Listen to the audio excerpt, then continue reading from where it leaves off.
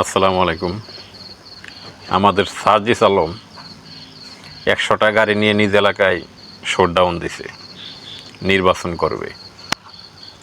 অথচ তাদের ডাকে যারা রাস্তায় নামলো, শহীদ হইল, তাদের পরিবারের খোঁজখবর নেওয়ার মতো সময় তাদের নাই।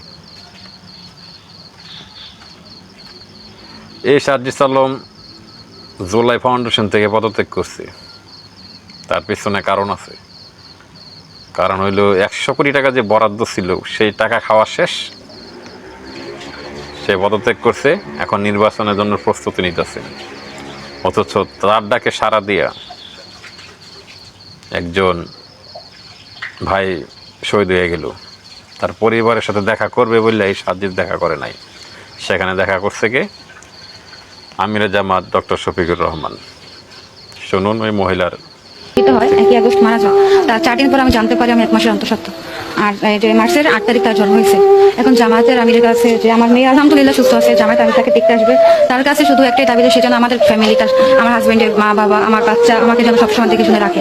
সার্জিসের সাথে কথা হয়েছিল, তারপর আসার কথা বলছিল, তারপর আর কোনো কিছু তার আলাপ বা আলোচনা হয়নি। এটা অবশ্যই হতাশ। আমার হাজবেন্ড দেশের জন্য জীবন দিচ্ছে, ওদের ডাকে সারা দিছে। আজকে তারা ঠিকই দুনিয়ায় তারা আছে, তার উপরে পর্যায়ে আছে, কিন্তু আমার যে হাজবেন্ড জীবন দিল সে তো আর নাই। এখন তার দুনিয়ায় বাচ্চা আছে, অবশ্যই তাকে দেখে শুনে রাখতে হবে তাদের, কারণ তাদের কথায় তাদের ডাকে আমার হাজবেন্ড মারা গেছে। আজকে যদি ও যদি বাঁচতো আমার হাজবেন্ড, তাহলে তো আমার বাচ্চাটা এত অসহায় হইতো না বা এত কষ্ট হইতো না। এবং ওরা তো ওদের উচিত যে আমাদের উপর আর ওদের দৃষ্টি আকর্ষণ আরো বাড়ানো।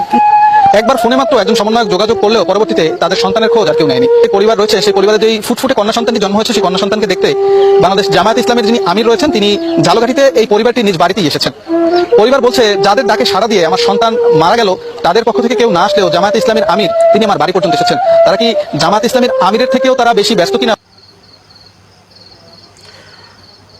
এইগুলি সব হয়েছে বাউতাবাজ।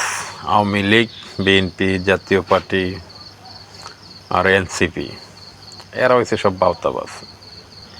বাংলাদেশে যদি রাজনীতি থেকে টাকা ইনকাম করার রাস্তা না থাকতো, তাহলে কোনো সালে রাজনীতি করতো না, একমাত্র জামাত ইসলাম ছাড়া।